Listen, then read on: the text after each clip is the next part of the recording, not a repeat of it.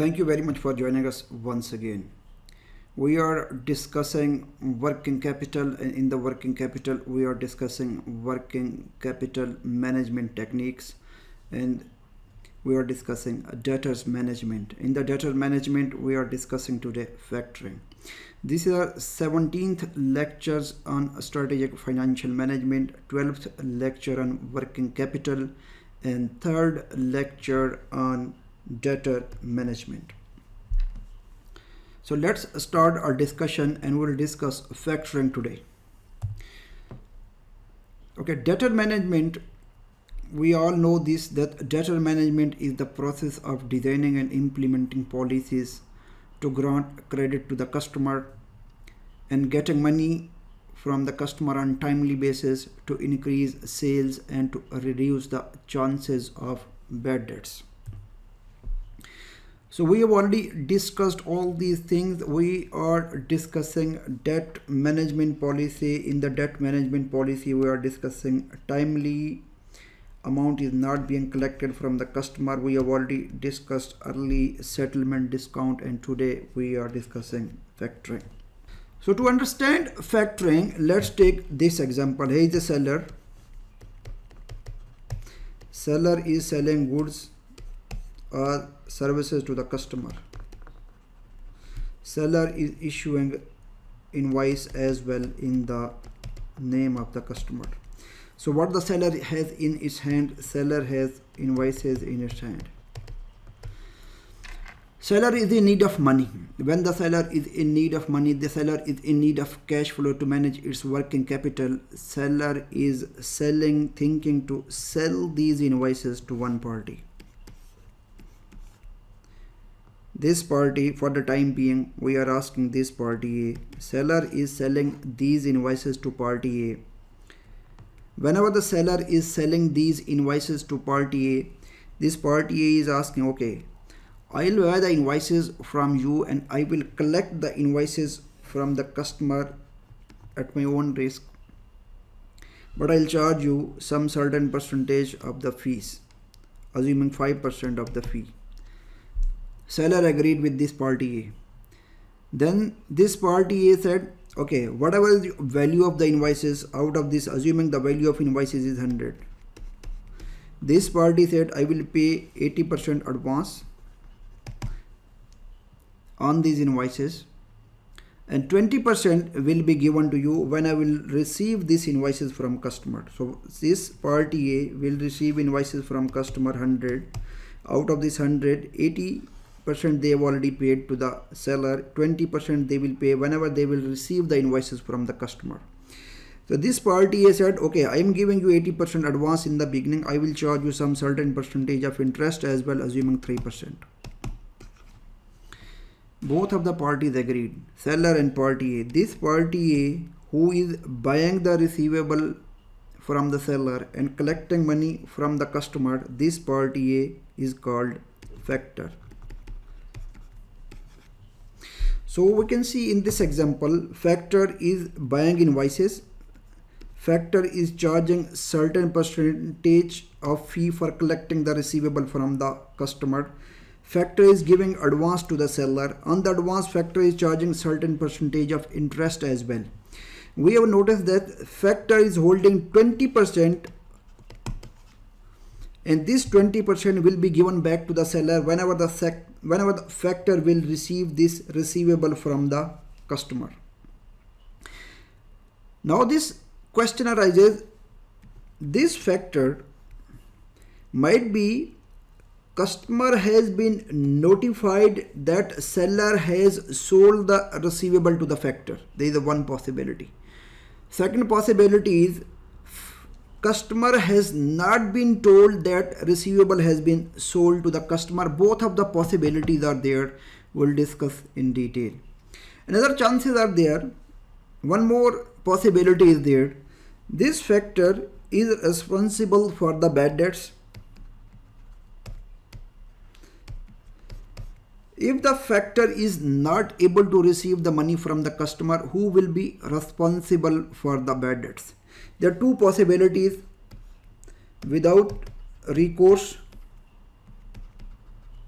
with recourse.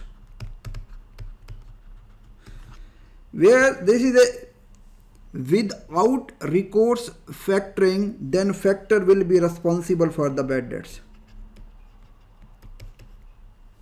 With recourse factoring, then factor will not be responsible for the bad debts. In case of any bad debts, factor will be receiving this amount from the seller.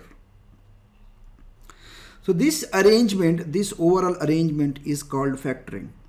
And in this arrangement, seller is getting the benefit that seller is financing its sales, its business through factoring. It will not have any problem for the seller to have liquidity problem. Sellers have very good liquidity. Seller have very good cash flow positions. So factoring company will come in. This is how this arrangement. But there are chances that in case this thing is being disclosed to the customer, this news is going into the market, there are chances of reputational damage, that reputation of the seller will be damaged. It will be considered in the market that the seller is facing cash flow problems. So let's discuss, as we discussed, factoring. In the factoring is a financial transaction in which one party is selling its account receivable, we have already seen, to meet its cash needs. We have already discussed this. Factor is the party who is doer or transactor of the business, because this factor is buying the receivable from the seller. The factor have 100% right, like a seller has these rights. So these receivable will become factor assets, and this factor will receive all rights from the seller. Usually there are three parties involved in the factoring. We have discussed, one will be the seller, one will be the buyer, and third party will be factor. We have already discussed there are two possibilities, that customer is being notified that receivable has been sold to the factor. Then second chance is customer has not been notified that receivable has been sold to the customer. If the customer has not been notified that receivable has been sold to the factor, then seller will be acting as an agent of the factor. Seller will be collecting money. Supplier or seller will be collecting money from the buyer, but it will be collecting on behalf of the factor, and this money will be passed on to the factor. We have already discussed there are two possibilities. Might be the factor is responsible for the bad debts, might be factor is not responsible for the bad debts. In case the factor is responsible for the bad debts, this is called without a recourse factoring. And if the factor is not responsible for the bad debts, this is called with recourse factoring. There are 5 principal parts to the factoring transactions. These are the 5 major components in the factoring transaction. First, factor will charge the fee to the seller. We have already discussed this. Factor will charge interest on the advance, because we have discussed factor was paying 80% of the receivable advance to the seller. On this advance, factor was charging certain percentage of interest as well. So there are bad debts chances. In case this is a without recourse factoring, bad debts will be there as well. Factor will hold back receivable. We have just checked in the very beginning that factor was holding 20% of the receivable, and these was being released to the customer. One factor was receiving 100% receivable from the customer. There may be any other arrangement in between the seller and the factor. It may be customized arrangement. Both of the parties can agree on any terms, any different fee, any other fee. So it all depends upon between these two parties what is the arrangement that is being made between the seller and the factor. So this fee will be income of the factor but expense for the seller. Interest will be income for the factor, expense for the seller. Bad debts, it depends, this is a with recourse or without recourse. If this is without recourse, then it will become expense of the factor. Otherwise it will become expense of the seller. Factor will hold back receivable. It will not be subject to any interest, but only thing is 20% is not being paid to the seller at the beginning. So seller will keep financing this 20%. It will be subject to interest cost, but factor will not be charging any interest for this amount which is being held back by the factor. What are the advantage of factoring? What are the plus points of factoring? So business can pay its suppliers promptly. There will not be any cash flow problem. Optimum inventory level will be maintained because the company would a cash rich company. Growth can be financed through the sale. This is very important. You don't need to go to the bank to ask for financing. This growth will be financed through the sales. Business get finances linked to the volume of sales.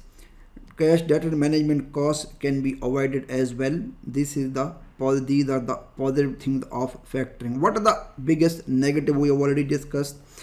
Reputational damages. Their account receivable will be making payments direct to the factor. So once this will be notified to the customers, it will be reputational damage. Then firm needs rapid cash. This news will go into the market, though it will create negativity. It will reputational damage, and goodwill will be impaired of the seller. So let's look into this illustration. Seller is selling the goods to the customer of 5,000. 3% is the fee that is being charged by the factor to the seller. Then factor is giving 85% advance as well. Factor is holding 15%. Because 3% is receivable, 15% is payable, so net 12% will be paid by the factor to the seller later on. So factor is interest, paying interest. We already discussed, since 85% is being given an advance to the seller, so on this factor will charge an interest as well. Factor will manage the receivable. Factor will collect the money. After collecting the money, remaining amount of 600 will be paid to the seller. Let's look into this example. I have taken this example from ACCA book, PBP ACCA book. Example: a company makes annual credit sales of 1.5 million. Credit terms are 30 days, but its bad debts administration. Debts administration is very poor, and the average collection period has been 45 days. Agreed was 30 days, but due to the poor debtor management, the credit term has gone up to 45 days with 0.5% of the sales resulting in bad debts as well. A factor company is thinking of factoring. A factor would take on the task of debt administration and credit checking at an annual fee of 2.5% of the credit sale. The company would save 30,000 for an administration cost. We have already discussed savings will be there due to administration costs. Company, the payment period would be 30 days. Payment period will remain 30 days, which has already been deteriorated to 45 days. It will be improved. It will be up to 30 days. Factor will also provide an advance of 85% of the invoiced debts at an interest rate of 14%. 3% over the current base rate means current base rate is 11%. Company can obtain an overdraft facility to finance its account receivable at a rate of 2.5% over the base rate. Base rate is 11% plus 2.5%.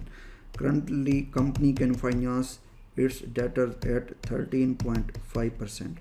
Now the question is, should the company hire the factor assuming constant monthly turnover?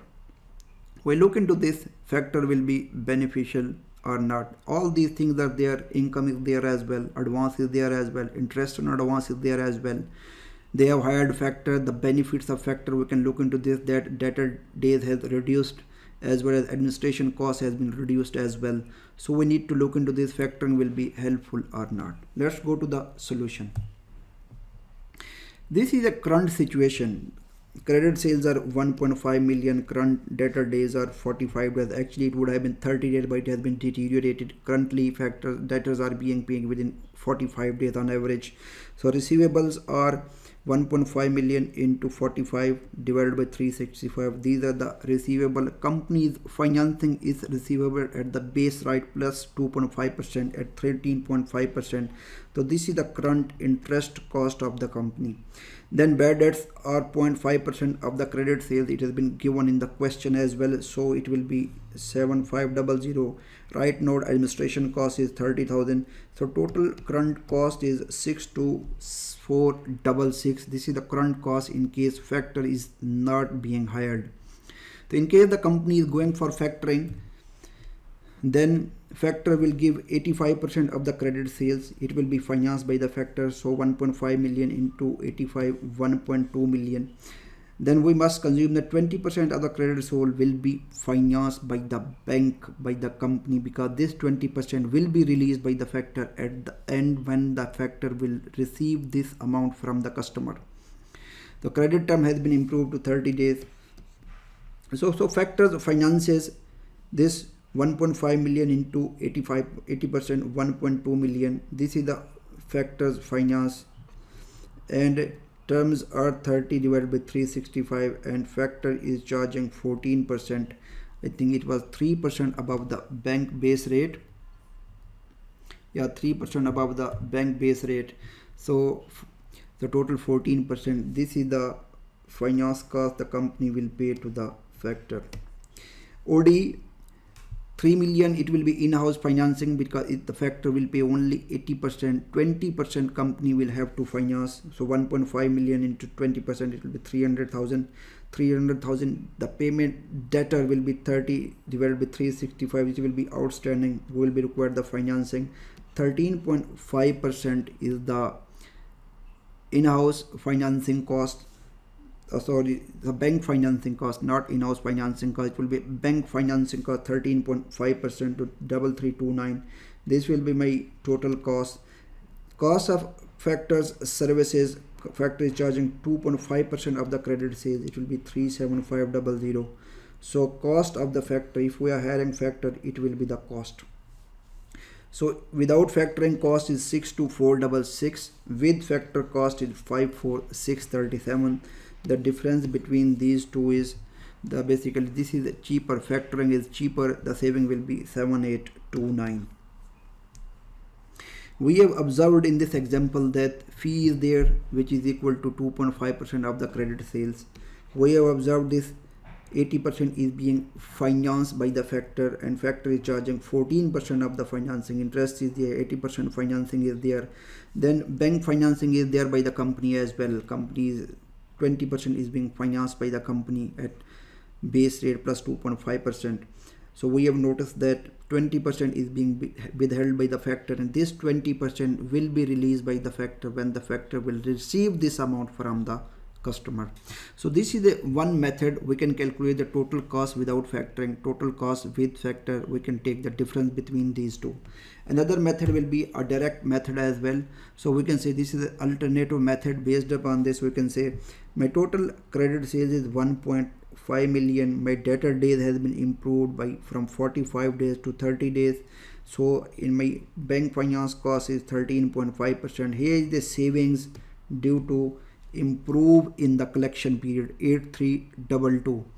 Company is paying extra interest on 1.2 million because factor is financing 80% at 14%. Current cost for the company is 13.5%. Factor is financing 14%. So company is paying 0.5% extra on its debtors. So this is extra cost for the company 493.